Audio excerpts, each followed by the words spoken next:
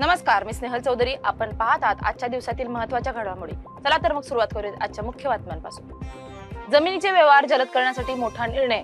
महसूल मंत्री चंद्रशेखर बावनकुळे यांनी जाहीर केले की आता जमीन मोजणीची प्रक्रिया फक्त 30 दिवसात पूर्ण होणार. यामुळे शेतकरी आणि जमीन धारकांना मोठा दिलासा मिळणार आहे. लाडकी बहीण योजनेचा सप्टेंबर हप्ता खात्यात जमा. ई-केवायसी साठी अडचणी. राज्य सरकारने दिवाळी आधी महिलांच्या खात्यात हप्ता जमा केला असून ई-केवायसी बंधनकारक असल्याने अनेकांना ओटीपी न येणे, वेबसाईट बंद पडणे अशा अडचणींचा सामना करावा लागतो.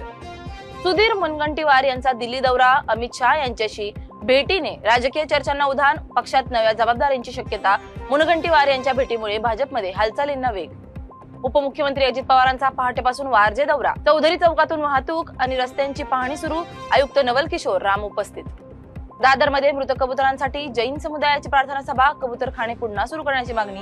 कबुतरांच्या मृत्यूमुळे चिंता, संरक्षण आणि अधिवासासाठी प्रशासनाकडे उपाययोजनांची मागणी. समस्त हिंदू आघाडीचा दावा. मनाचे श्लोक चित्रपट रिलीज होऊ देणार नाही. विरोधानंतर मनाचे श्लोक चित्रपट प्रदर्शित होण्यापासून थांबवण्यात आला. चित्रपटाच्या प्रदर्शनावर आघाडीने ठोकली बंदी. सांगोल्यात गणपतराव देशमुख यांच्या नावावरून वाद. शेकापा आक्रमक. बंदची हाक. पालकमंत्री जयकुमार गोरे यांचं शांततेचं आवाहन. कायदा सुव्यवस्थेसाठी पोलिसांचा बंदोबस्त वाढवला. इंदापूर पोलिसांची मोठी कामगिरी.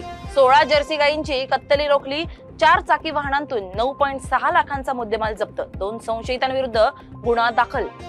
इंदापूरमध्ये भीषण अपघात. 20 वर्षीय युवकाचा जागीच मृत्यू. आयशर टेम्पो आणि मालवाहतूक पिकअपची समोरासमोर धडकी. बुलढाण्यात मेहकर लोणार तालुक्याच्या अतिवृष्टीग्रस्त यादीत समावेश न केल्यास आंदोलनाचा इशारा. शेतकरी नेते रविकांत तुपकरांनी जिल्हा प्रशासनाला आणि मुख्यमंत्र्यांना भेटून तात्काळ मागणी केली. धुळे इंदोर हायवेवर ट्रक झाडावर आदळून जळून खाक. लाखोंचं मालासह नुकसान. सपट परिवाराचा चहा घेऊन जाणारा ट्रक वारशी फाट्याजवळ अपघातग्रस्त. कोणतीही जीवितहानी नाही. जालना बोडख्यात शेतरस्त्याच्या वादातून मारहाण. एकाचा खून. घनसावंगी पोलीस ठाण्यात गुन्हा दाखल. पोलिसांकडून आरोपींचा शोध सुरू. रावेर पोलिसांनी 171 किलो गांजाची शेती उद्ध्वस्त केली. युसुफ तळवीच्या शेतात छापा. जप्त गांजाचा बाजारभाव सुमारे 17 लाख रुपये असल्याची माहिती पोलिसांनी दिली आहे. साताऱ्यात वर्णे येथे सोयाबीन पीक जाळल्याप्रकरणी अज्ञाताविरोधात गुन्हा. सोयाबीन ट्रॅक्टर ट्रॉली आणि टायर ट्यूबला आग लावून 1.80 लाखांचं नुकसान. बोरगाव पोलिसांनी तक्रार नोंदवली. धाराशिव तालुक्यातील पिंजरा सांस्कृतिक लोकनाट्य कला केंद्राचा परवाना रद्द. पोलीस धाडीत अटी नियमांचे उल्लंघन आढळल्यामुळे जिल्हाधिकारी कीर्ती किरण पुजारी यांनी तात्काळ परवाना रद्द केला. सातारा महाबळेश्वर तालुक्यातील भिलारमध्ये 110 कुणबी दाखल्यांचं वितरण. भिलार झाला वाटपात आघाडीवर. उंबरीत 18 आणि भोसेत 5 नागरिकांना कुणबी दाखले प्रदान करण्यात आले. मे महिन्यापासून सुरू झालेल्या पावसाने महाराष्ट्रातून 10 ऑक्टोबरला परतीचा पाऊस सुरू केला असून मान्सूनच्या परतीची ही रेषा राज्यात विदर्भातील अकोल्यापासून कोकणातील अलिबाग पर्यंत खाली आली आहे. मान्सूनने मुंबईतूनही शुक्रवारी माघार घेतली आहे. बुलढाण्यात रस्त्याच्या कामात जलवाहिनी फुटली. हजारो लिटर पाणी वाया. मुस्लिम कब्रिस्तान जवळील कामामुळे नागरिकांमध्ये तीव्र नाराजी व्यक्त केली गेली. मध्य रेल्वेने आठवड्याच्या अखेरीस 19 तासांचा मेगा रेल्वे ब्लॉक जाहीर केलाय. कर्जत रेल्वे यार्ड पुनर्बांधणी आणि सिग्नल प्रणालीसाठी मोठा ब्लॉक. या काळात 5 महत्वाच्या एक्सप्रेस ट्रेन रद्द. प्रवाशांना पर्यायी योजना आखण्याचा सल्ला. बिहार विधानसभा निवडणूक. एनडीएचं जागा वाटप निश्चित. जेडीयू 102 तर भाजप 101 जागा लढवणार. चिराग पासवान यांच्या पक्षाला 25 जागा. अधिकृत घोषणा आज होण्याची शक्यता. महिला खेळाडूंना चेंजिंग रूमची सुविधा. महाराष्ट्र सरकारचा ऐतिहासिक निर्णय. सचिन तेंडुलकर यांच्या सूचनेवर तात्काळ प्रतिसाद. राज्यातील सर्व क्रीडा संकुलात स्वच्छ, सुरक्षित आणि सुसज्ज चेंजिंग रूम उभारण्याची घोषणा.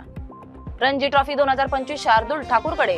मुंबईच्या संघाचं नेतृत्व. सूर्यकुमार यादवला स्थान नाही. 15 ऑक्टोबर पासून रणजी हंगामास सुरुवात. मुंबईचा पहिला सामना जम्मू काश्मीर विरुद्ध श्रीनगरमध्ये. भारत अफगाणिस्तानमध्ये आपला दूतावास पुन्हा सुरू करणार. परराष्ट्र मंत्री जयशंकरांनी तालिबान सरकारच्या परराष्ट्र मंत्र्यांसोबत बैठकीत घोषणा केली. भारताने अद्याप तालिबानला मान्यता दिलेली नसली तरी काबूलमधील तांत्रिक मिशन दूतावासात रूपांतरित करणार आहे.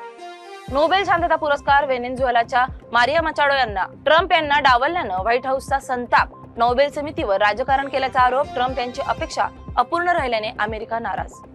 ट्रम्प जिनपिंग भेट रद्द होण्याची शक्यता. अमेरिकेने चीनवर 100% अतिरिक्त टॅरिफ लावला.